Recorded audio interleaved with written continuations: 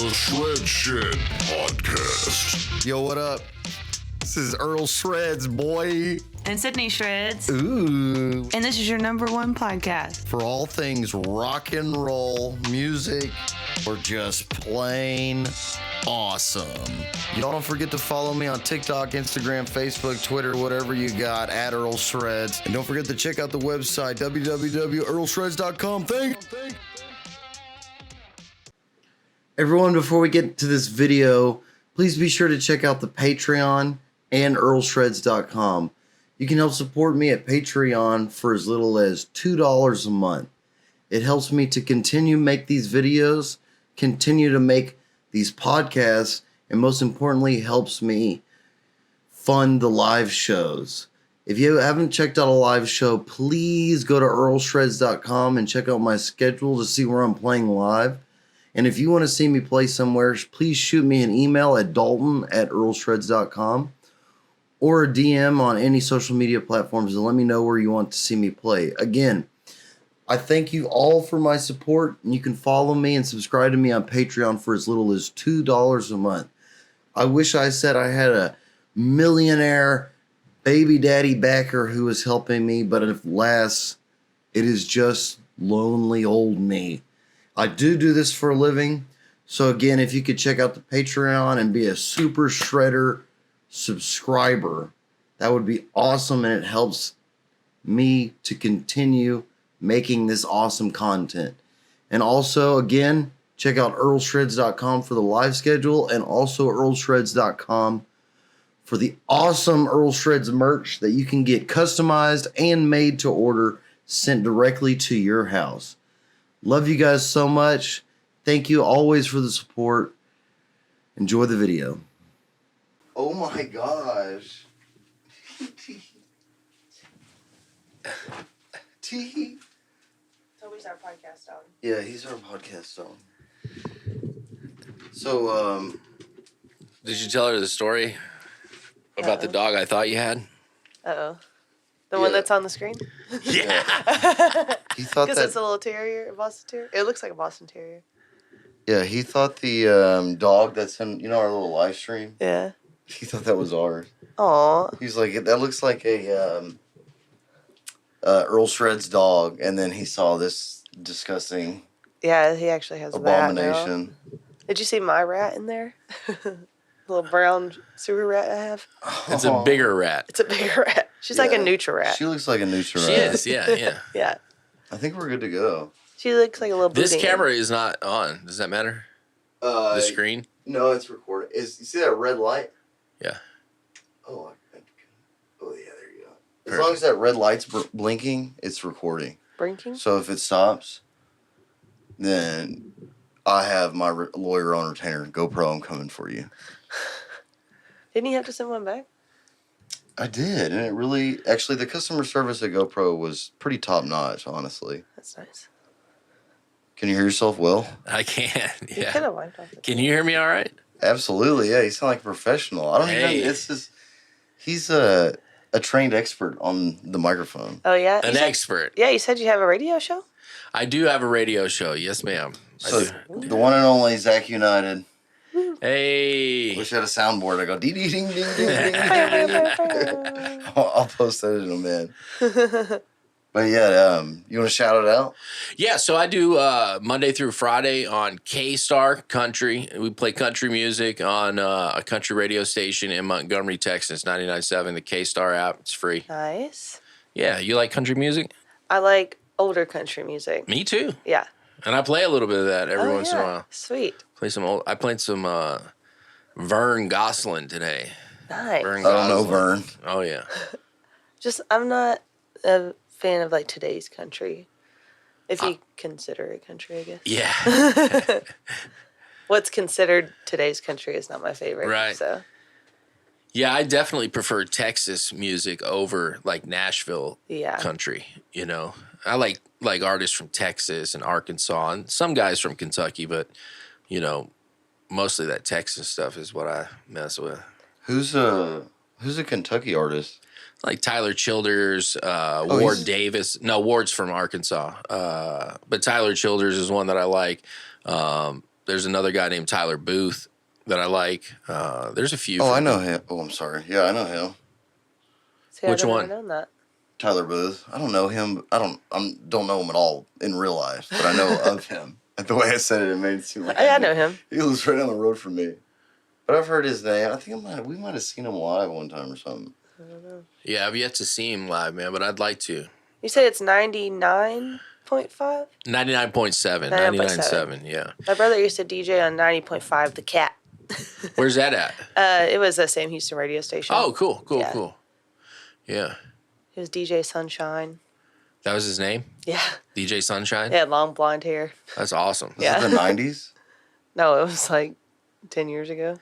I had a weird, or not that that's weird, but I had a different name at one point when I was on the radio when I was in college. Uh-oh. What is it? So stupid. I heard some dumb one.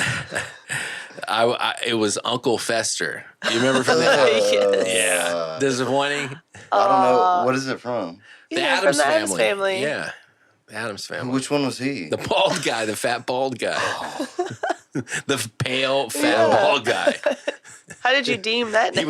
He was like a goth, pale, fat, bald guy. Because I was also a. But did you choose it or did it get chosen?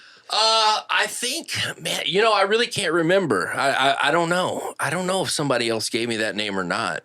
It was when I was in college. It was like a college radio station, and I don't know, but I rocked it and I went with it the whole time I was in college. Nice. So would you be like DJ? He's just Uncle Fester. Yeah, it was the Fester show. Yeah, I like but that. But also kind of like had a double meaning, like being a pain in the ass. You fester. Yeah. So. That's awesome. Was that you? Yeah, I got kicked out of college Hell yeah. for a radio stunt that I did. Oh, no. Oh, Yeah. what was the Can you stunt? tell us about it? Sure, I can tell you. Okay, I about wanna it. hear This about was it. a long time Probably ago. on the news.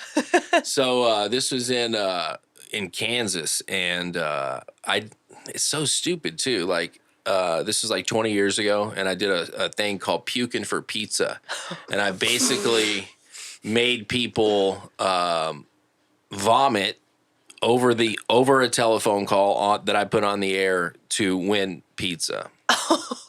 And it was, and I was giving it away to like a local pizza place. It was a super small town in Kansas. There was like 3,000 people. It's a real rural community. And I'm like 18 and I don't respect anybody or anything. And I think I'm like Howard Stern, right? And, Yeah. I mentioned that I was giving away pizza to this local place. It was a family-owned business, and they were not happy about it. And they knew somebody at the college that I was going to.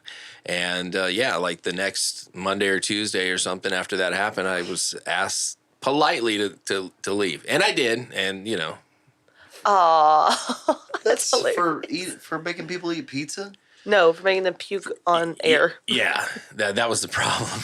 And how did you make them puke?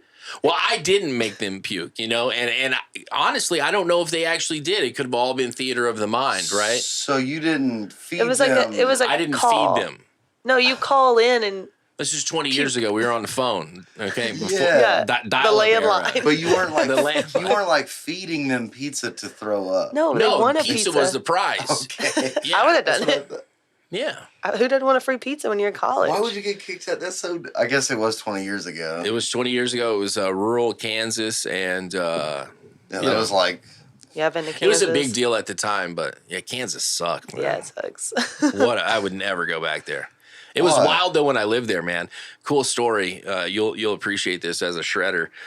When I went to school there, it was in Colby, Kansas. I went to school there because they had a radio station, and I wanted to do radio. They had a real radio station, and I got there and I was taking a film and a TV class. And did I tell you this when we were over at Borski's? If you did, I don't remember it. So I lived in a trailer park, right? And my neighbor 2 doors down from me in the trailer 2 doors away from mine was also in my film class. And I noticed him one day in my class, and then I started looking at his tattoos, and he had a Dente Primo tattoo, which is the Pantera click. Yeah. You know, it's like the Black Tooth Grin tattoo, Yeah. right? And I was like, dude, are you in Pantera? And he looked like he might be in Pantera, right? But I knew he wasn't in Pantera. But he told me, he's like, no, I'm Daryl, and he was the guy who shot all the home videos, and my neighbor. I do remember this. Yes, I did tell you that, right? Yeah, the shorter version. It's a claim to fame of mine. You know, it's one of those moments in my life where I sometimes, because he asked me, and you know, it is what it is. I didn't do it, but he asked me. He was like, you know, you want to go push some crates? We can make that happen. So I was this close to going on the road with Pantera at 18, but I was also in love at the time, and you know, I would have just been a you know, pushing crates and loading stuff and sweating my ass off. I never would have hung out with him. I'd always be in the city, you know, next city, right? That's pretty cool. Yeah, you definitely wouldn't have known the band. Maybe one day. Definitely. Well, I don't know. Maybe you could have. I think if anybody I met Vinnie Paul one time. I got to interview him when he was in Hell Yeah. Oh. No way. Yeah, at Ozfest. Wow. Back in 2008, I think, in Dallas. Yeah. Like on a radio station? Yeah, or? at the time I worked for the Eagle in Dallas, which is no longer a rock station, but they were like the biggest rock station in Dallas forever. I listen to the Eagle now. Yeah. Dude, that's legendary. Yeah, man. That was a great day. That was an insane day. Ozfest 2008, Dallas, Texas. Wow. I'm probably like 27 years old, and I interviewed Hell Yeah. Vinnie Paul, Chad from Mudvayne is also in that band. And that would have been a big deal for him in Dallas. Oh, it was huge. Yeah. It was huge. And it was a really big deal for me too. I'm from Dallas, right? So it was like even bigger for me. And I'm like, I grew up on Pantera. I told you that when we met, you know, like that. I still listen to Pantera every day. Yeah. And so it was a trip for me. I had been close to him in the past, but never had a chance to talk to him. And it was one of those. But let me tell you what was wilder. Besides interviewing Vinnie Paul, that same day, bro. That same day, I met James from Metallica. I did not interview him, but I did meet him. I got a picture with him. Sweet. I interviewed Ozzy. No. I interviewed Ozzy, and I watched Metallica on stage at Ozfest in Dallas, and standing right next to me the entire set was Jack Osbourne, Ozzy's kid. What? So that's like one of my all-time greatest experiences. And that was probably like peak Meet the Osbourne. What was the reality? Oh yeah, that was still real hot right then. If not that, it was like Ozzy and Jack had their show going. I can't remember that. You know, it's all so long ago now. But yeah, they were in full swing. Dang. I'm gonna rewind, but ask you about all of them. So what was Vinny like? From what I remember, man, he was just he's the cool. He had a persona about him. Like he was like the coolest guy in the room, and it wasn't because he like was trying to let you know he was the coolest guy in the room. You just knew he was the coolest guy. Yeah. The guy. Right. He was the man, and he was always smiling, always good vibes. All those guys that I had opportunity to spend some time with, always positive, always smiling, always enjoying the moment, you know, and that's what I remember about him. Dang. Is there like a recording of that somewhere or a video that you still have? I have pictures. I have pictures of the interview. There is somewhere because when I was in Dallas and doing my show here in Houston, back in that whole era when I was on the rock station, I recorded my show every day. So it's somewhere I have that audio. That's Hell awesome. Yeah, I need to dig it up now. Yeah, for sure. I've never. I saw him in person one time, and he was in Las Vegas, had a Lamb of God show, and he was in the VIP. Like I was front row, and then I looked up, and you know how like the VIP balconies, like they have little sections, like booths that are behind the stage. I looked up and I squinted and I was like, is that fucking Vinnie Paul? And he had like two biker chicks on both sides of him. And I looked up and then Randy looked up and was like, I'm going to kick it with you later or some shit. And I was like, that's Vinnie Paul. Dang, and I was like, that's got to be a sick moment for Lamb of God. To have and this is a sick moment for me getting to see him in person. Yeah.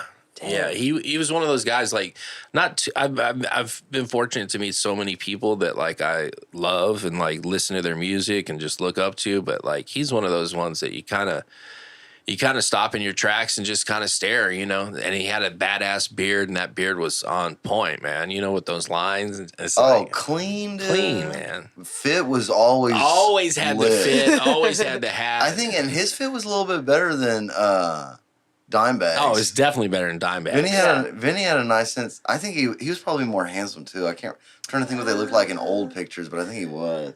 I guess it depends on your taste. Yeah. I'm a Dimebag they were fan. both. He was the chubbier one, so.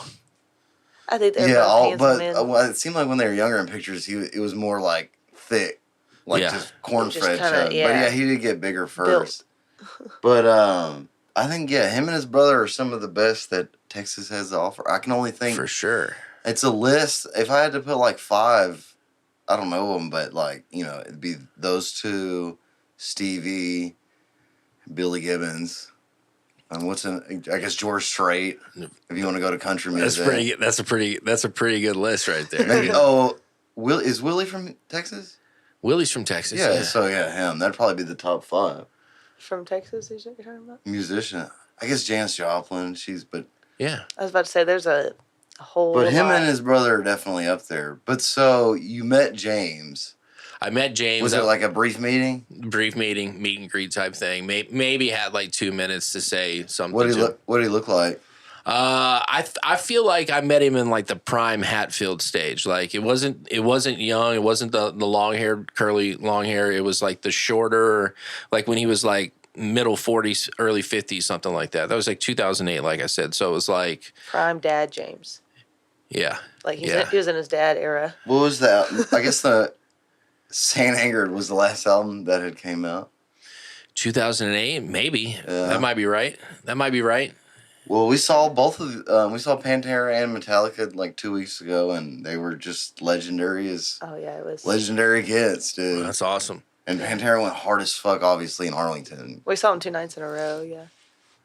That's badass. Yeah, I mean that's why I'm asking you like what they wore. I'll get into every detail. Those are like my heroes, James, and then the Abbott brothers. Yeah, it was very, very brief with James, and that was also kind of a surreal moment because like I've been listening to Metallica since I was driving, and that's the first CD I ever put in my Blah Punk CD player in my '84 Chevy Blazer that was orange and black. It was like a Halloween edition. It was the Black Album, and I listened to that album forever, and it was cool to meet him, but that day was such a blur. And if I'm being honest, I was partying back then, you know what I mean, and I was on cloud 9. Dude, I don't blame you, bro. So it was brief, but I do have the old school photos. Dang, I'd love to see those one day. Yeah, I'll show you. For sure, I'll show you. And then Ozzy, he was just... You got to interview Ozzy. So I did interview Ozzy. This isn't a cool part of the story. This kind of sucks, actually. This is what I heard. So when I interviewed Ozzy, you've seen the clips of Ozzy stuttering, right? Mm-hmm. Well, at the time, 2008 again, I had a chance to interview him, and I interviewed Sharon too. Sharon was there as well, and she loved me. She was so nice, and just she made me feel really like at ease. And I'm nervous as shit to talk to Ozzy. No doubt, bro. Like I don't know how I ended up getting to do that interview, but I clearly should not have done that interview. That should have somebody else way more talented than me should have been doing that interview. Dude. And so I talked to him. I have no idea what the fuck I asked him. I couldn't tell you now. But he started stuttering in the interview a lot, right? Like he started speaking to where you couldn't really understand his answers, mumbling and going on. But it was, like I said, mumbles. Turns out, I found out later that he does that when he's like pissed at people. Oh, no. So he doesn't always do that. Like he can be on, right? But when he's not really into the interview, he kind of fucking does the Ozzy thing. And he did that to me. And when I heard that, it crushed me. I was like, fuck. He could have just been having a bad day, though. Maybe. Sharon was really nice to me. And I met Kelly, too. Dude, there's no way. There's no way it was you. It was a bummer. But that picture's fucking rad. I bet so, yeah. That's all you can ask for, dude. But, yeah, it wasn't you. I mean, just think about the millions of motherfuckers that want to talk to him. Yeah. And it's like... And you got to talk to him. Like... Yeah, dude, because... I did get to talk to him, and I'd love to hear that back, but I just feel like all these years I haven't listened to him because I'm like, He fucking salty hated me. about it. He well, not. I just bummed. You know, like I didn't live up to his ex. Like I'm there with a fucking legend. You know what I mean? Like fucking Ozzy. You know, I mean, that's one. But to your point, I mean, you're not. You know, I mean, he is like, I don't know who's What? like who's gonna hang with Ozzy? It's like, yeah. What do you do in that What do you situation? do? Yeah, You know, I probably would have. it's easy to clam up. You know, especially Ozzy. That's like, but I should have been on it. But you know, that was a young point. I was still like a young buck in my career and everything like that. And I like I said, I thought I was the shit and fucking partying and who knows what the fuck I said to him. So At least Sharon was nice, and you got to meet Kelly. Like I really like Kelly; she's cool. yeah, Sharon's always been nice. I think that's half the reason Sharon probably started following Ozzy around, just because. Needs an interpreter. Yeah, because if it was just him alone, everybody might think he's an asshole. That's why I follow you around. I didn't think he was an asshole at the time. In the time of the interview, I thought the interview was fucking awesome. I thought we were vibing. Oh, but he was just doing the stuttering. I had no thing. idea. I didn't know until afterwards that was like a thing, you know? I thought I had gotten some classic Ozzy shit. He's doing the thing. Yeah. But apparently, like, that's like when he wasn't into it. So, you know, what a good tactic, though. Like, I gotta respect it. Have you seen the, Right? I'm sure you've seen the interview clip he did where he's like high as hell. And the lady's like, hello, Ozzy. And he's like, hello. I feel like that's all the time. And then the interviewer's like, Ozzy. And he's just like looking around. And she's like, Ozzy. He looks at her and she's like, hello. He's just like tripping super hard. Probably after he snorted some ants or something. No shit. What a wild guy, man. Yeah. Dude, those dudes. What a wild life. All those 3 dudes we just talked about. Yeah, I wish I could have met any one of those like hard rock guys or hair metal band guys, like in their prime. Dude, you know? the Avid brothers. Can you imagine partying? No, I never met Dime. I never got to shake Dime's hand. I never talked to Dime. He's the GOAT. He's the GOAT, but I mean, you may go to a dude's house. He's got a Crown Royal shaped pool that's painted the lining is purple. I mean, that's pretty legendary, dude. their home videos were they were so far ahead of the curve, right? Like back then, releasing those home videos, and I fucking got every one of them, man. And dude, great point. you know, no one was doing shit like that. No one was doing. I mean, they were doing like fucking hardcore jackass-esque type stuff, but way more over the top, like X-rated, crazy shit that no one was doing back then. And, you know, they literally were putting out on VHS. I remember this prank that they did where they like, I think they were like trying to like make a copy of their ball sack, their dick and balls, right? So they jumped up on a copy machine, but the fucking glass broke. And whoever was sitting on it, I don't know if it might have been Dime, had chunks of glass like in his ass cheeks. And then like that's a great bit right there. You think it would be over, but no, then they attempt to do surgery and remove all the pieces of glass as they're all like fucked up doing shots and shit. Like just what an era, man. If they would have had YouTube, they'd have. Can you imagine the views? A billion subscribers, dude. Those videos probably have to be out there on YouTube too. That'd be interesting. I've seen a few. And some of the prank ones. I can't remember any of them specifically, but I have watched them. Yeah, I usually watch those when I'm drunk. Right. Okay, before I go to sleep, I'll be like. They showed a bunch of cool footage at like the first night we just saw Pantera as the headliner, and they showed a bunch of really cool unreleased. Yeah, like unreleased footage, like when they did like the Cemetery Gates. Yeah, they didn't play. They like played the track of the beginning of Cemetery Gates. They didn't end up playing the song, which was disappointing, but I get it. But they played a lot of unreleased home footage during it, which was sick. Dime was way ahead of the curve guitar-wise, dude, because he was doing those clinics and those huge personal like articles in Guitar World magazine. Like before, like now like part of a band's PR package is like sending them to Premier Guitar for a segment for the guitar rundown. Yeah, he was all over that shit with Washburn. He was doing that shit with Washburn and Randall Amps. Yeah. Live clinics, like real, like the dudes at Texas Music Emporium over there at 1916-45, shout them out. Their best music store, I think. But they have pictures where he did clinics there, and there was badass. He did Could a you lot. imagine? Joel and Hugh have pictures of them, and Hugh's an old turd now, but he had long black hair, looked like a thrash dude, and he's like hugging Dime. But a lot of those Dime, I mean, there's a lot of dudes, and if you could find closed down music stores that were on the North Corridor going from here to Dallas, they all have stories about Dime. That's badass. Because Dimebag and Rusty Cooley, Rusty Cooley, he lives, I think, close to here. I mean, he lives up in your neck of the woods, I think, on the north side. No kidding. Yeah. I didn't know that. Yeah, he's maybe in Conroe. I don't know. But he's local. But he would do seminars, and he's the Shred Lord of Shred Lords. But hell yeah. Used to have a great metal scene, dude, between Houston and Dallas. Used to be a great... When I first moved to Houston, and again, I'm from Dallas, and then when I was like 14, I moved to Denver, which is also a great place for fucking metal and rock music. Mm-hmm. You know what I mean? Like, and then when I first came to Houston, like I was going to say, to your point, like, there was such a fucking metal scene here, like Dinosaur Salad. Yeah, that's an old school, dude. Man, they had the coolest T-shirt back in the day. It said, "We smoke more weed before 9 a.m. than most people smoke all day." I love it. Fuck yeah, dude, that's a sick shirt, bro. That's cool. Right?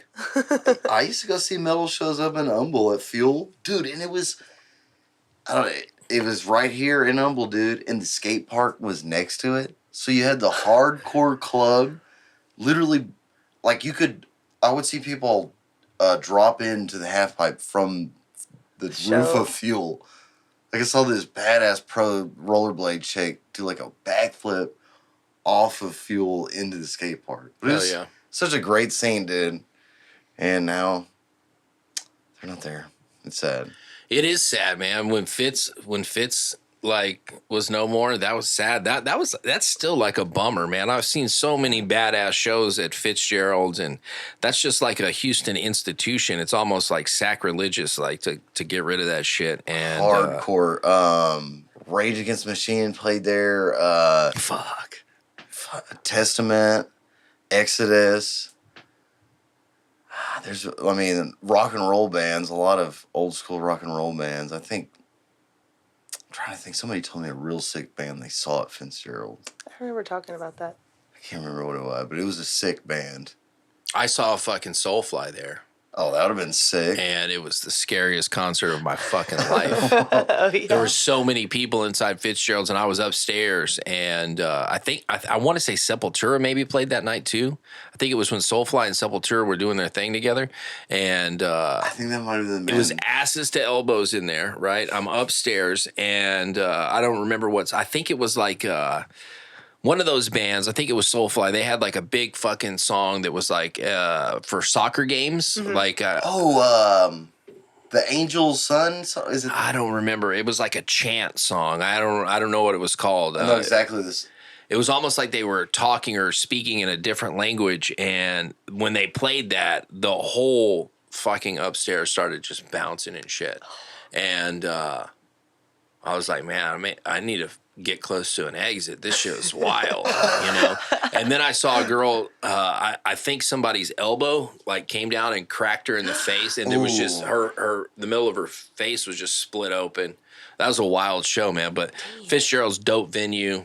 A shame that it's gone. That it's like when you think about like what the scene was. That's also the old people shit to say, right? Like the scene 20 years ago was so fucking awesome, right? And it was. Yeah, you'd hang out and smoke cigarettes on the outside. But I think, when you kill music venues like that and you get rid of them and just really kind of, they're gone forever, demolish the place, and I think you add to the problem with the scene. If there's a problem, the lack of this, like you're taking a piece out of it. I was about to say, you're taking the piece. Yeah. That's it. I mean, I deal with that right now as an artist myself. Venues that are good for a good fit for you with a good scene. It's like, I mean, you could consider me rock.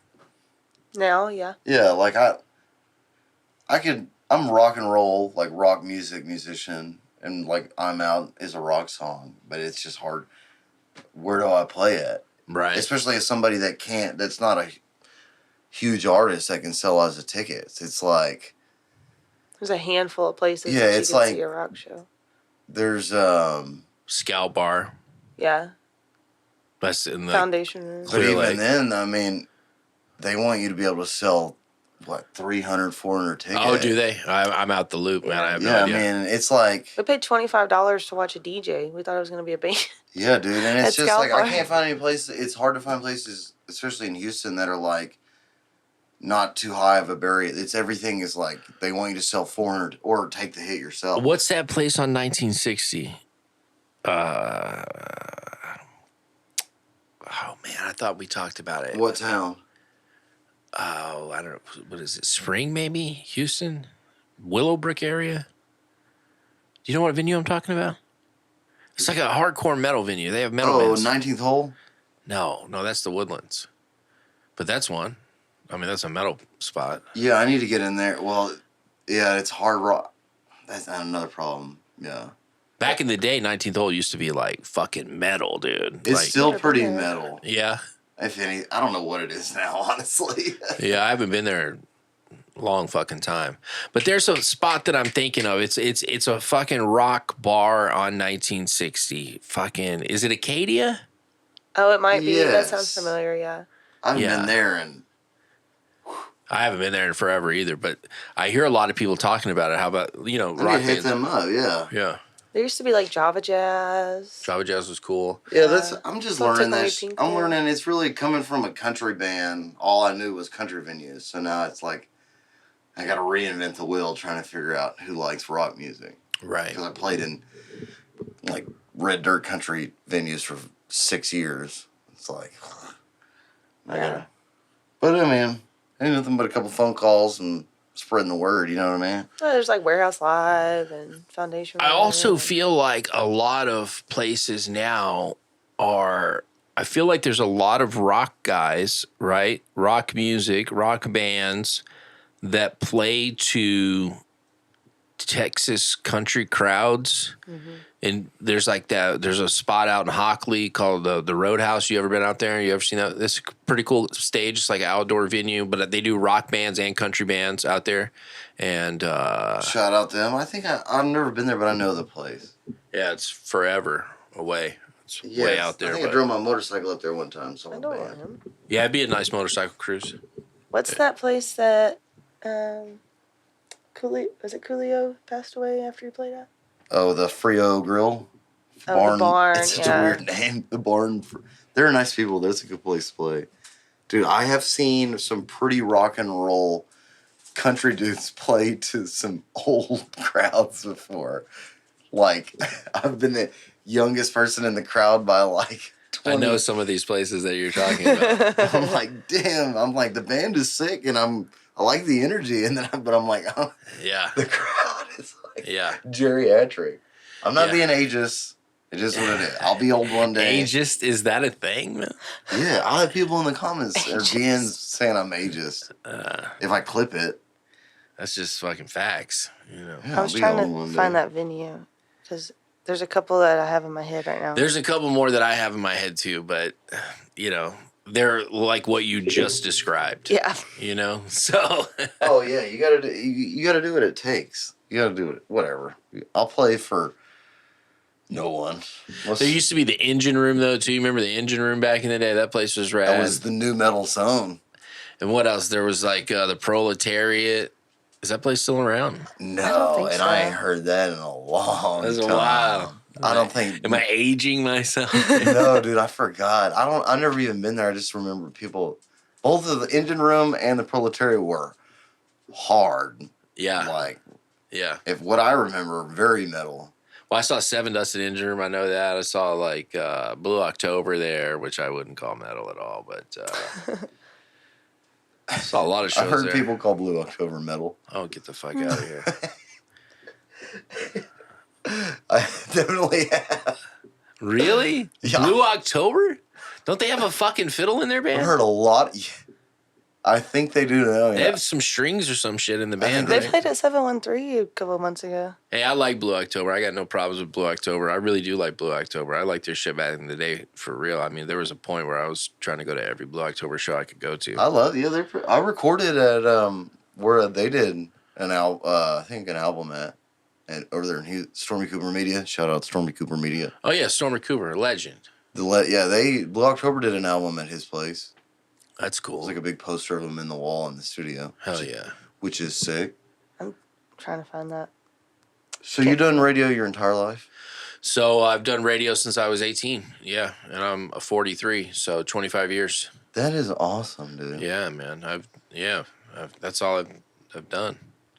Isn't he a cool guy? Awesome. Yeah, I know. I knew as soon as you walked in, you're a cool dude. That's what I'm saying. I walked in just like this too. And by the way, these are new shades. I have never worn these on the internet before, so I debuted these just for you. Dang, I was gonna ask if you wore those all the time because I really like them. No, just got them for the Shreds podcast here. Appreciate it again. Appreciate you having me here. That's yeah, awesome. no doubt. Do you want a guitar lesson? Oh my gosh. This is free guitar lesson with every show. No, he said he wanted one. I want to learn like a party trick to where I can like walk into the room. Just captivate. Sounds like a murder. You gotta teach me like we were just talking about dime. You gotta give me like a little lick, dude. Like a little. That's a good one. That's a good one. Yeah, it's one and then a space and then two spaces and that one and then that one. So. To be a man. I'm like, let's move on. I have no musical talent what's whatsoever. another party trick that we can show Zach? Smoke on the water. That's the first way to beat that guy at the party. Yeah. Oh god, every chick's like, oh. I can play it. That's the only thing I can play. I don't know. Here you go. Welcome to the Shred Shit. ASMR. No, absolutely not. I don't know. I mean, I wish I had the electric. I could do. You were right. I got to get a way to set up where the electric's always on. Yeah. Next time. That'd be super cool. Yeah, look, dude, I got the shred guitar. It would have been very hard. I probably would have. You probably would have been bummed at my performance. You'd be like, I can't teach this guy shit. It's okay. I'm not. I don't a think good I would. learner. I've tried to learn to play guitar. I have guitars that I bought, and I'm like, I'm going to teach myself how to play guitar. I'm going to watch YouTube videos to play guitar. I don't know why. I think it's my fingers. They've been described as meaty. You know, they're like Nah, dude. short and I've fat. seen some dudes with sausages. Bro, these are shred. pretty sausage, man. I don't know. My dad played guitar. My dad was a musician, you know. But I've never been able to mess with it. My dad was not I don't come from a musical family at all. I do, man. I come from a country music family. You know. Oh, yeah? Yeah, yeah. How long you been doing country music? I've been doing like country radio for the last 12 years. I've been doing it since my daughter was born. She'll be 12 this year. So, Aw. yeah. What put you in the country scene? Just you grew up on it, or? Well, I did grow up around a lot of country music. I can remember being, super young, like in elementary school or whatever. And my grandparents, my Nana and Papa, which were my mom's parents, they would take me to the Opry every weekend in Dallas, Cedar Hill area. And I loved it. And I loved watching those dudes play the steel guitar. And it was just a good time, right?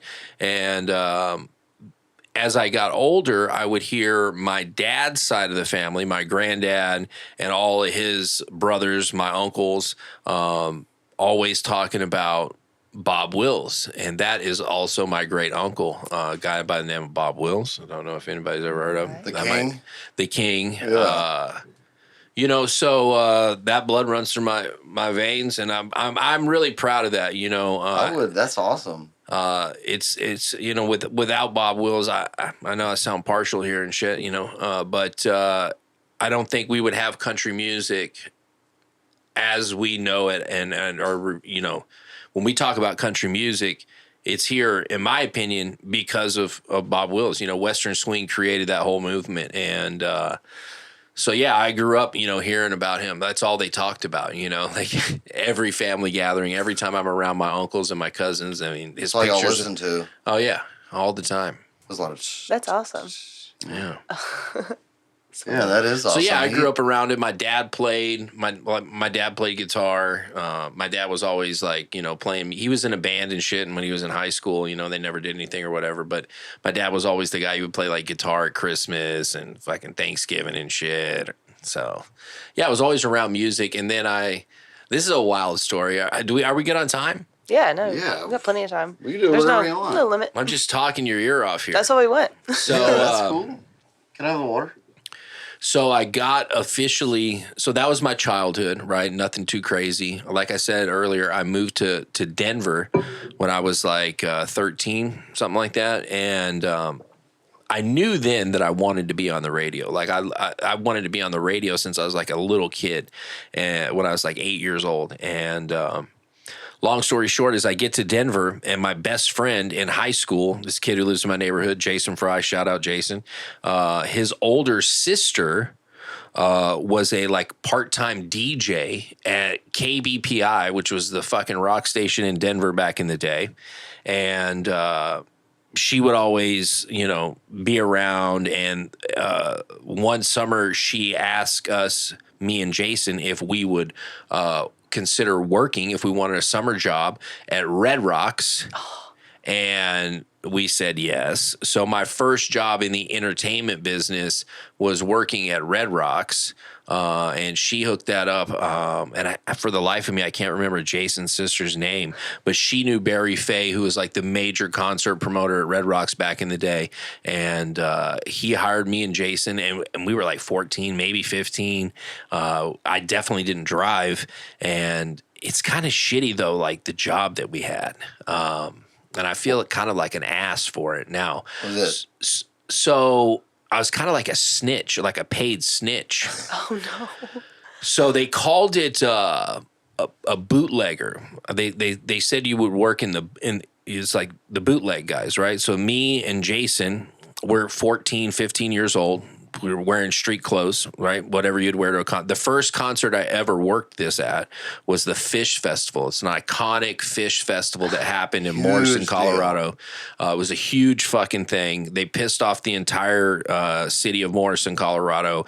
It was a crazy experience. I'm 14, 15, and that's my first time seeing anything like that. Okay. And that was some wild, crazy hippie, like Woodstock, free love shit, so it was crazy. I'd never seen it. The shit was wild to me, but I was doing this job called bootlegging, right? Where me and my buddy Jason would walk around Morrison, the Red Rocks Amphitheater, the grounds, and we would spot people that were bootlegging fucking merchandise, right? Or selling burritos out of fucking ice coolers and shit. And we had backpacks, and we would radio, right, to real security guards, and they would come fucking, so I feel bad about that. I feel kind of like a piece of shit because these are like super nice, like hippie people, just like trying to get to the, and I'm like, I feel bad. So you were like Fish's loss prevention. Yeah, yes. Yeah, that's so funny. What a cool I'm gonna show, update my though. resume now. Yeah. Tell me about a memorable experience. I was loss prevention and Fish. Yeah, dude, I can imagine Fish in Colorado. I bet that was. It was crazy. It was like a 3-day festival. Like a lot of gyrating. Yeah. And I didn't know who fucking Fish was at the time, right? Like I had no idea about Fish. And obviously by the time I left, I fucking loved Fish, right? Dude, I'll never laugh harder than when somebody that likes Fish is like, have you heard their 23-minute 80-second jam? I'm like Grateful Dead. Like, no, I haven't. No, I haven't. I don't want to listen either. That was like what we were talking about earlier, though. Like when we were outside and you were talking about like how classic rock, back in the day, classic rock was recorded to sound different. And, there was, because of FM radio, it sounded different. And I think, maybe songs, I mean, I can remember like Zeppelin having like 6-7 minute long songs and shit, you know. But DJs back in the 70s and 80s, you got to remember they loved that shit because they could fucking go outside and smoke a cigarette, Hell right? Yeah. And it wasn't like there just wasn't as much push from advertisers. Yeah, we're gonna get our 2 minutes. Yeah, like back in the day. Oh, I love when they play like the whole Stairway on like 106.9. Yeah. It's like I don't change my radio station. Yeah, I don't have Bluetooth. really, I don't have any of that, but I listen to 106.9 and never change it. Very faithful of Dean and Raj. Hell yeah. And like when they play Stairway, I'm like, play the whole thing. Or No More Tears, Ozzy. Like I just love those 7, 8 minute, 9 minute long songs. It makes me laugh because we were talking about that outside. She loves the radio. She loves That's cool. I don't listen to anything but the radio. That's awesome. And I love Dean and Raj, and I grew up, they were some of the people that inspired me and wanted me to get into radio because they were in Denver. They got kicked out of Denver, by the way, back in the day for some crazy shit that I probably shouldn't even bring up because I don't want to do that to them. But they were fucking awesome when they were on in Denver at this rock station, KBPI. And yeah, man, I had a chance to work with them years ago. We worked for the same company, and they were always so nice and so cool. Legends. And today, my good friend Kelly Ryan, I think, is on their show. Yeah, I know Kelly forever. Me and her used to actually teach broadcasting school together with Kelly Ryan. Yeah, we used to teach broadcasting together. And she's super awesome. I love her. I love her energy. She's one of the most knowledgeable rock chicks I know. I mean, she would be great to have on your podcast. I love everyone on 106.9, 107.5. So have you? And shameless plug, but I gotta show some love here. Have you listened to it at night lately? 106.9, 7 to midnight. Okay. The gentleman that was responsible for bringing me to Houston is a guy by the name of Outlaw Dave, and he is now on the air there at 7 to midnight, the Outlaw Dave show. Oh, okay. Absolutely. And he's the fucking man. So I'll have to check it out. It's usually like if I'm driving, it's 106.9, and I normally don't drive I know. at night. So. You've heard Outlaw Dave. I mean, I'm sure I have. I've heard his he's got a great voice, man. It's your old buddy. Yeah, it's your old buddy, Outlaw. Yeah. Well, usually at night. Shit's badass, right? It is, dude. And So then he badass. play like ZZ Top after he says it. Hell yeah. And it makes me, that's why, dude, that's what I was telling you. I will not listen to classic rock on streaming services. Yeah. If I'm listening to classic rock, it's got to be. I'll listen to the Because I didn't even think about that. You got to have the host. It's the combo of a dude like him leading you into like the Immigrant Song or some shit. Yeah. And you roll your windows down and you're like, fuck, it's not all fucking monthly listeners streaming. Yeah, that's what I grew up on, those Dean and Raj, when it was 106.9 The Point. Yeah. It's nostalgic in that way. That's why I like it. Because, I mean, I have to play the game of Spotify and you know how it is. And it's like, it feels so lifeless. Yeah, there's a disconnection with streaming music, right? Like analytics. I mean, but that's just for me. I mean, maybe people younger than me, they don't feel that way because they didn't grow up with the radio, right? Like I'm for real. Like when I was a kid, my mom used to put me in the bathtub and I would listen to the country radio station at night, every night in the bathtub. And I was like, man, I want to be that person. Like, how do I get in that radio, and like do that? And I just remember forever wanting to do it. And I think, like my daughter, like I said, she's 12. Bro, she doesn't even she knows I work at a radio station, so she knows what a radio, but I don't think she's ever like turned on the radio. Been like, hey, let's listen to KRBE or let's listen to fucking whatever, but she's like thinks her radio in her mind's like yeah. Like AM radio. Yeah. I grew up wanting to be. I went to school for broadcast journalism with cool. Sam Houston. And it was always Dan my second, and I think that's why I do this. My second was if music never worked out, and it still hasn't. And now that's why I'm kind of doing this. Is what I would go. I always want to do radio. Yeah, and that's why I love this because, you don't have to have you don't have to do all the things. The barrier to just do this now. Yeah, this is so badass. I mean, I wish this would have been around when I was getting into it and shit. Right, dude. And I am blessed in that way because I'd never be able to do this if it wasn't And it's so much better that you're doing it and you're not doing it for someone else who doesn't give a fuck about you. Well, you know what I mean? And that's what I did for so long, is working for these corporations, right? And they play the same fucking 10 songs all day long, right?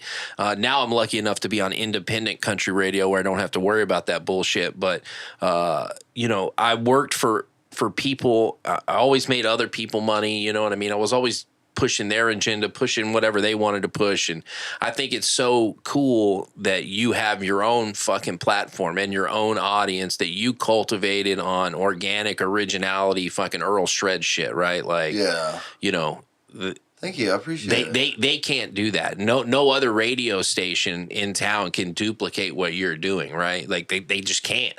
They can't. If they wanted to, they couldn't, you know, and that to me is powerful, you know. So I think so. It definitely helps. Yeah. No one's gonna work as hard for you as you do. I've definitely had more people recognize me randomly from this podcast than I'm from music. Though I've only been in a band since February. Okay. I mean, I was a hired gun for years. Yeah.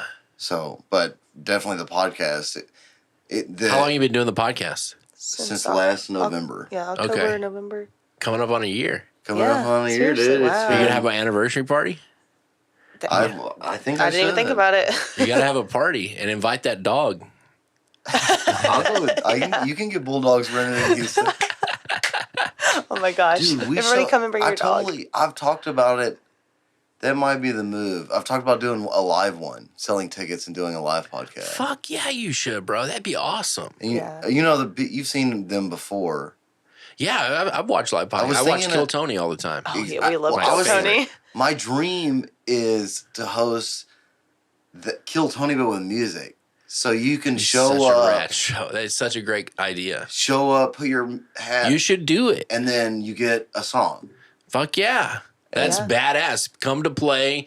You can either play with the band, bring your own fucking guitar, you plug in, you play with the house band, you know, or maybe you just have a kit and you have the whole fucking band come out. Like if you pull the band. That's kind of what that would be sick though, man. That's a good idea. That's kind of what my open mics are now, I guess. Yeah. Shout out, come to the open mic tomorrow. But I don't know. I think I think more though I want to add the comedy. Like the hesitation I have with doing it is because the musicians have to agree that if they suck, they're going to get roasted. Yeah. And musicians can be a little more sensitive than comedians. Yeah. But if I could just build up a repertoire and like, hey, if you can't take the heat, get out. It could be, but maybe a live podcast for the anniversary. I might, if I can get a venue, that'd be sick. I'm sure we can make it happen. Would you be down to be a guest host? Yeah, of course, man. Because I would definitely, it'd be a great opportunity to do. The live show I wanted was just get like 3 guest artists, like 15 minutes with me and a guest host at a table, live talking. Then an artist plays 2 songs, and then the artist sits down for 10 minutes. We talk to that artist. They get off stage. Yeah, I think it sounds dope. Yeah, then next artist and do that. When is your anniversary? I don't know. It could be arbitrary. I thought it was October. It's like my dog's birthday. But it might be November. It's kind of like my dog's birthday. You just make it up. I just know because I put it on my resume. I can look it up and I'll start working on that. I've been so busy with music shows, but I got my schedule a little bit filled out. I'm not taking in any more live music for a while. But damn, what was I gonna say? Hey, it's our watchdog. He's like picking up his paws. Like, hey, yeah, what are you gonna do, bro? Yeah, I was gonna say our inspiration for this podcast was we saw Lamb of God, and it was a sick show. We had to talk about it. Sick. The next day, I was like, "Hey, I'm gonna go get microphones. You want to do a podcast?" She was like, "What are you gonna do it over?" And I was like, "Let's just talk about that show last night. It was fucking sick." So, what do you want me to say? And that was the whole idea. Was the podcast was concert reviews. Yeah. Hell yeah. I guess that's what we do. But then, in the beginning, my friends wanted to come on. I'm not a. I feel like you know me well enough. I'm like, I don't give a fuck. Right. And that's still one of my favorite podcasts was when Tyler and Connor came and they used to sit out on the patio where y'all were earlier and video and record out there. We set up this crap out there And it's probably one of my favorite podcasts. I wasn't even on that one. I just let them do it because they're a mess. 30 minutes of the podcast was me smoking cigarettes. It's still one of the best episodes. I was like, hey, you want to, it was like a fall day. I was like, it feels really nice and I want to smoke cigarettes. Don't do it out here. Oh, yeah. But then it became a thing. But thank you for the kind words, man. I appreciate that a lot. Yeah, man. I mean, I just think it's dope that you're doing this shit, man. And I think it's dope that anybody who is watching this right now could do the same shit and with their own take, their own personality. There's an audience for everybody, right? And go file a LLC, get a credit card, go buy the Oh, shit, cameras. this man's legit, dude. Yeah. Yeah, because that's what I hear from people that want to do it, but they say, I don't have the money. And I'm like, go file an LLC, apply for a credit card. Yeah, that's like $50. Yeah, it's not. Apply for a credit card, there's your money. Yeah. Well, I don't know how I'm going to pay it back.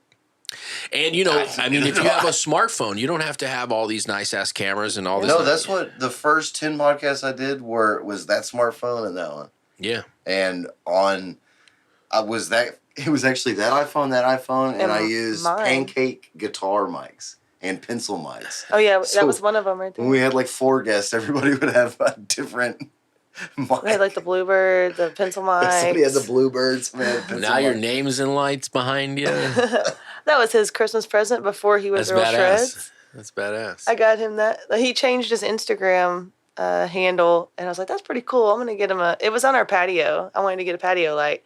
And then he became Earl Shreds after Tell me that. about that. How did that happen?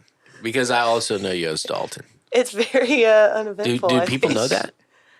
Some people don't. They call him Earl. A lot of people don't.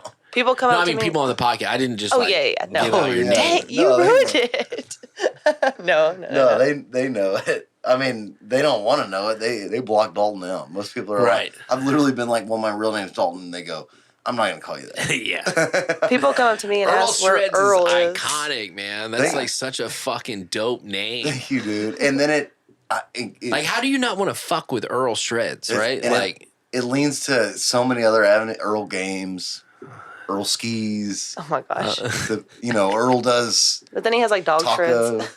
Like you have a dog shreds line. Yeah, I have a dog merch called the Dog Shred merch line. Hell yeah. It's like dog. But how I came up with it is very boring. I was just drunk one night, and I was like, man, I'm tired of pussyfooting around. Like, actually just like, tired of working for other musicians. right.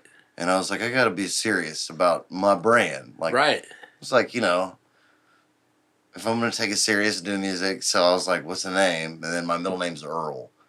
And then I was like, people say I shred. That was everybody So I had just always went said that. Earl Yeah. Shred. I think I put Earl Shred, and then I was like, needs an S. And then I put the S. Hell yeah. Just typed it in Instagram and it said available.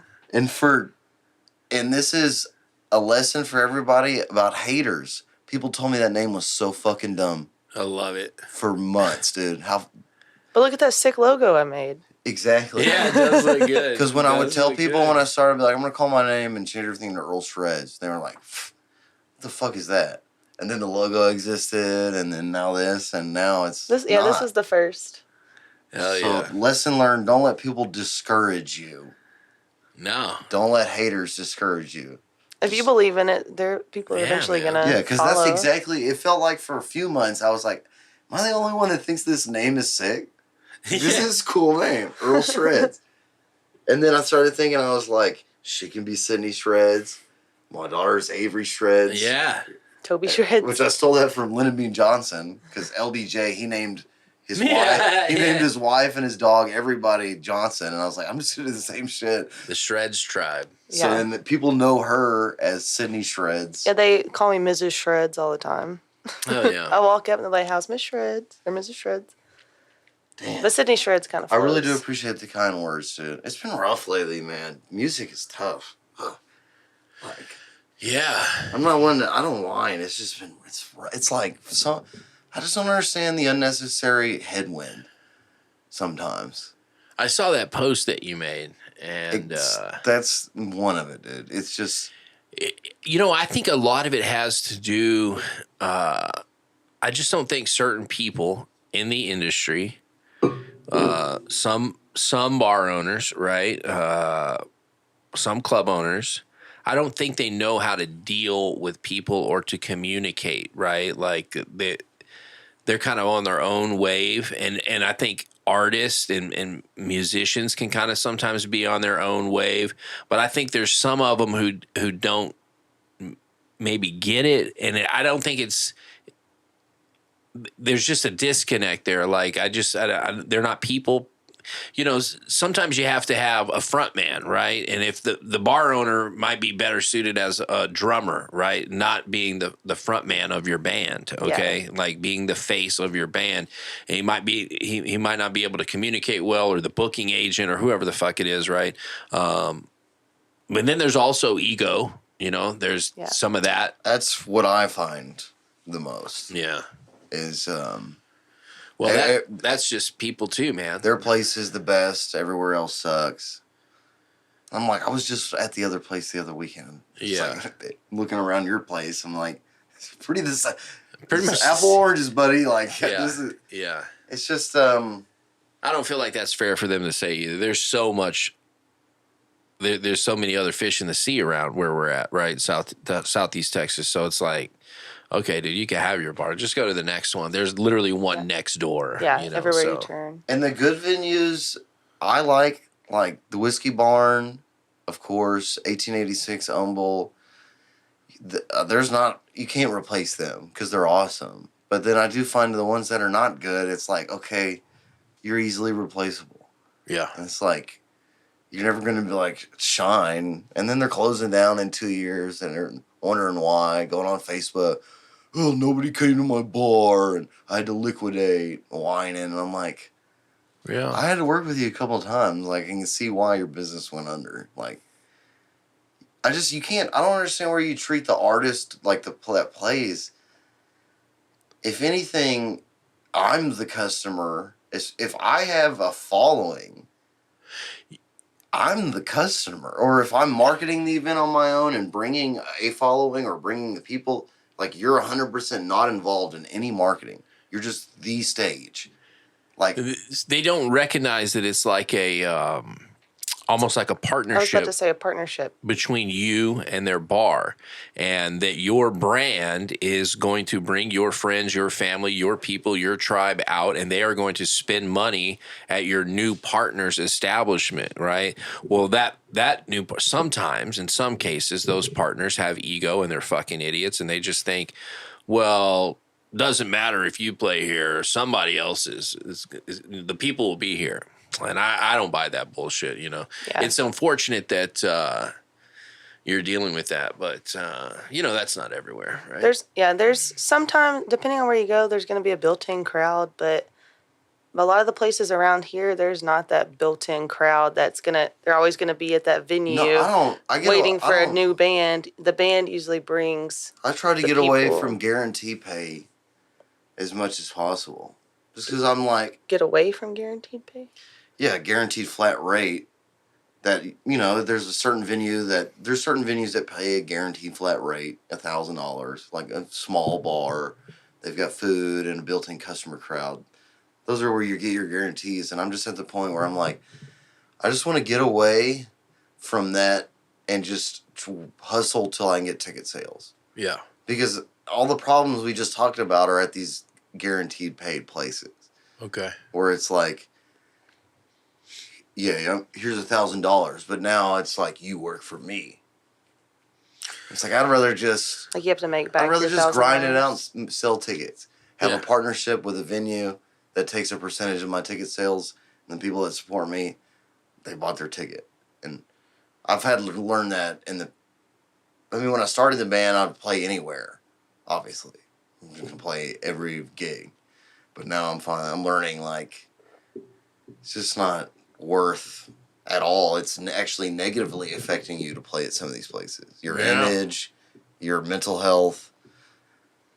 Just lessons learned, I guess, you know. But the venues that are good to me, I love them for it, you know what I mean? I just wish you just kill yourself. Like, literally loading in the PA and, like...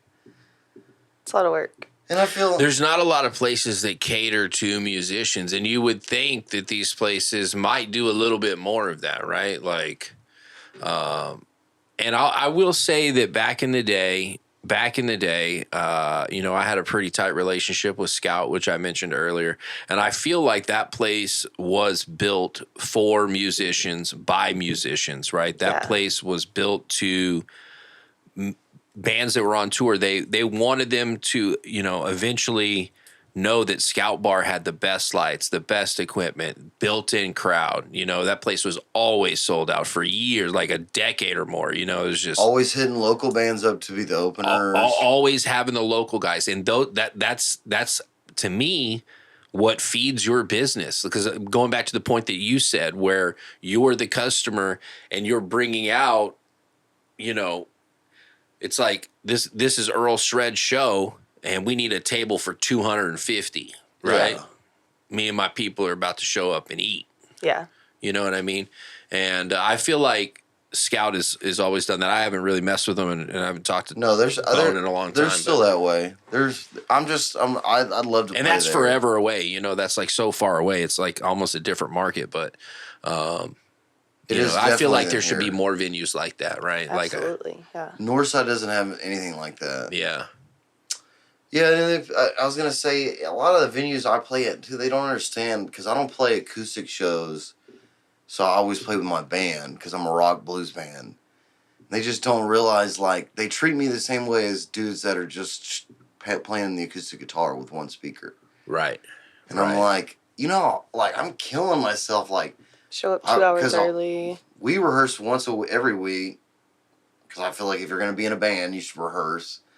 So it's like, and then I'm like, I work with the guys that I work with, and then, okay, you got the drums, the bass, so now I need subwoofers, and obviously I need two mains. Yeah. Where if you play acoustic show, you can just have a speaker. But it's I can't just sit here and whine in Houston. It's just I gotta leave, and I'm really trying to get Dallas, Austin, and San Antonio. Yeah, I'm really trying to get out there. I feel like if I was in that type of position, the one place that I would go, I think whether I was in a country band or a rock band or a fucking rapper or a comedian, I would go to Austin. I just feel like, and I know that that's like, maybe all the people aren't the greatest people there, right? And you got to deal with a lot of bullshit right now. But I feel like for art and music and that whole community, they have something going on, and they have had it for a long time. But I feel like it's been like a little bit revitalized. You know, I guess the Joe Rogan era and shit, right? Like where all those people come. But it's definitely a scene. You know, that's where I would not livable. Yeah, that's it's fucked. But it's inclusive of everything, like what you're saying. They're very but I can't open to anything. Afford $2,000 for a 1-bedroom apartment, right? And that's because I've looked at I'd moved to Austin immediately. Yeah, if it was like wasn't such a risk. But how can I go to? I guess I mean, I'm just making excuses. It is expensive, but it could be done if you really wanted to. Yeah, and everything's a risk, man. You just gotta say fuck it, and especially with your podcast, bro. Like, I mean, it's the mecca. You know, everybody runs through there. You know, like I said, comedians, musicians. You know, all types of musicians. You know, I didn't even think about that. Yeah, you never know who you're gonna meet up with or see or. Yeah, people are always going there, and that's like it's like, I fucking hate to say it, but it's like trending. It's like fucking cool. It's like the cool shit to put on fucking Instagram and social media and shit. Like, I'm in Austin, you know. Yeah. Maybe it's time to go to Austin.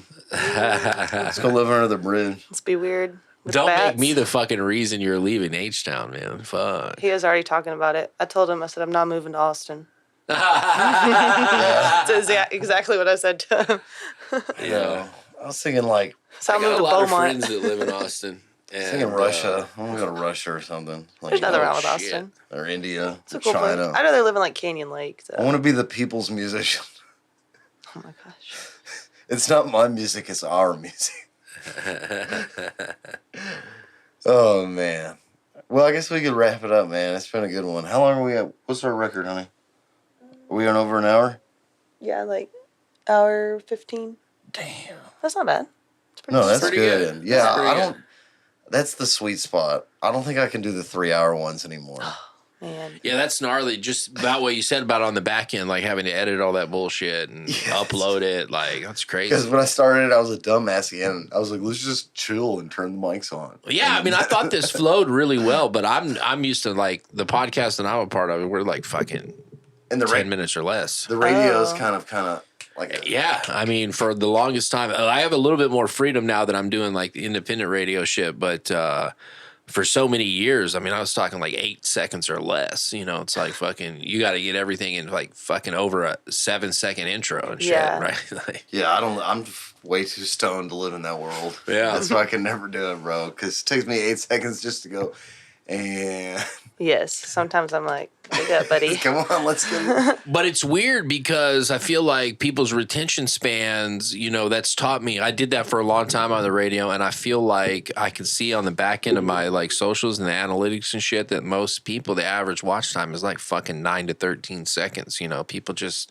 you're on your phone. Yeah, and we're so used to this now. Yeah, 100%. But there's a good majority or minority that do the full, that are along with you for the full time. And I've found that those pay off tenfold over the 10-second or less views. Yeah.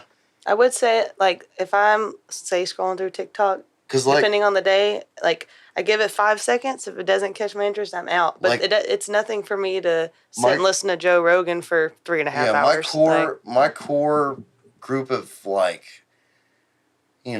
50 people that listen to the whole podcast do tenfold for me than what any video I've got over 1 million views has done. Like, that's so crazy, man. I wish I had a fucking video and I could say that. I have multiples, but that's why I've learned not to even chase it, though, because it's like that none of them have done what, like, the 20 hardcore of my, like, hardcore, like, they'll bring up, like, shit that I said at the end. Yeah.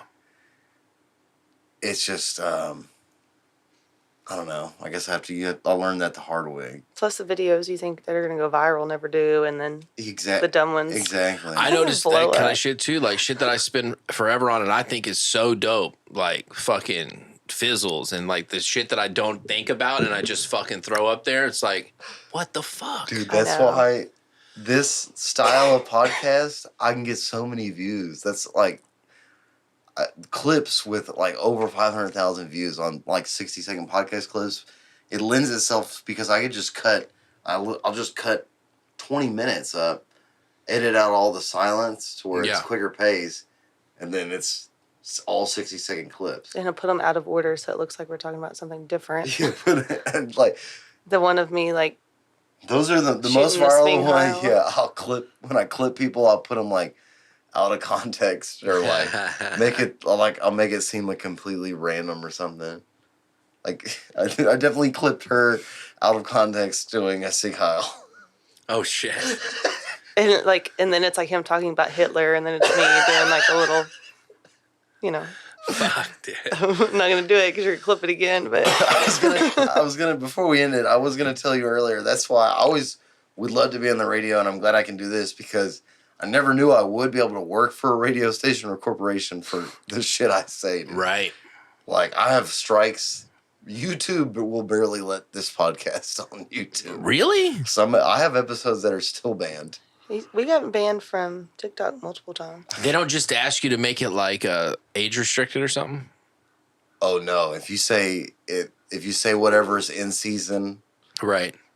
Like the 2020 virus. I'm not going to get into anything. So, but the podcast that they came after me bad for, I had a dude that come on, and this was like right after COVID vaccine release, maybe 6 months, and it was before what we know now. I'm not going to say what we know now, but take it what that means. Came on and literally just I was like. He was like, can I talk about what happened to me after that? Like his after personal I got story. The medical procedure that they were giving. And I was like, yeah, dude. I was like, we won't, no conspiracy theory, no like, it makes your brain, I was like, yeah, we'll just talk about what's happened to you. He came on, was hospitalized, blah, blah, blah, sad. YouTube came after that one hard. Like, sent me emails happens again. Had the restriction on it. Your account's getting deleted. Then delete the episode. And that was on all. Now, though, you can say that and they won't. That was what was in season. Right. The war in the Europe for 4 months, that was the one. Right. Now that one guy going to jail all the time. Oh, he's, yeah. You're on a long-term list for that, and that I'm on. Absolutely. The guy racking up all the indictments. Yes. Yeah, I did a stitch on TikTok today. I wish I got more views, but it was like a news reporter. He was like, Kamala says she may have to step in as president. And I stitched it, and I was like, oh, I forgot that she was there. I was like, I completely forgot. I was like, deep down, we all knew it was going to happen. We just forgot. Just kind of forgot. I'm surprised it hasn't happened. I know. It's kind of been a long run. I'm proud of him. I know. I am too, honestly. Like, yeah, everybody give him a round of applause. Dude, could have been worse. Could have been worse. That shit, when he went to Maui, that was... Oh. But yes, he was talking about his Corvette getting burned. Oh my gosh. I was like, dude, read the room, brother. Read the room. But yes, I have to restrict him sometimes. Like, he could never work for a corporation, and sometimes I have to reel him back in. Yeah, sometimes I'll do these alone, Whew. and I had to start doing them, putting them only on Patreon. Some of the stuff he says, I'm like, nope, not today. That's good. At least you have Sydney to keep you on the straight and narrow. Sometimes. All right, well, it was a sick podcast. Well, fucking Earl Shreds and Sydney Shreds, thank y'all for inviting me. Yeah, it was great. I appreciate the hospitality. It was super cool, man. Check out Zakk United on all social medias. What was the radio station again, one more time? K-Star, 99.7. Y'all check Download the free K-Star country app. Check my shit out 2 to 7. Yeah. For sure. What time is do you do a daily show? Yeah, or? 2 to 7, Monday through Friday. And then on Saturday nights, I do a Texas show. It's all Texas music, only Texas music, Texas country artists, independent artists, unsigned artists. We do that 10 o'clock Sundays Texas show. But it's all on K-Star, which is out of Montgomery. And we have a free app. Download it, the free K-Star Country app. Awesome. In the App Store. Yeah, we'll have to check out earlshreds.com. Coming to open mic tomorrow. And I'm opening up for Slade Coulter at Dee's Irish Tavern. Really? On Saturday. Saturday. I fucking love that dude. Yeah. Yeah. When, is that this weekend? This Saturday. weekend. Saturday Bullshit. I'm opening up for him. Dude. Come on. You want to come? We got some tickets. I got tickets right now with your name on them. Yeah, dude. we'll get you some tickets. Fuck yeah. Yeah, I'll I go. got tickets. They didn't want me to hustle tickets, so please hit me up if you want tickets for the show. And Sunday, I'll be in Alvin for Battle of the Bands. Thank you guys for everyone that voted for me. Y'all are fucking sick. I love you guys, and we're going to kill that 15-minute slot. Hell yeah. That's all you need. Puke on the crowd or do something insane. Oh, no, you'll get kicked out. Yeah. All right. I love Full you guys. circle. Oh, let me turn the live stream on. Rock on and peace out. Sick. My ears just now starting to hurt from this headphones. They were fucking... I hope you enjoyed that video, guys. If you want to check out more podcast videos, studio footage, live footage, please make sure to hit the subscribe button and make sure you're subscribed to YouTube Earl Shreds, YouTube Shred Clips, and YouTube Shred Shed Podcast for full podcast video episodes. And be sure to follow me on TikTok, Instagram, Facebook, Snapchat, Twitter, whatever you got. Love you guys so much. Please hit the subscribe button.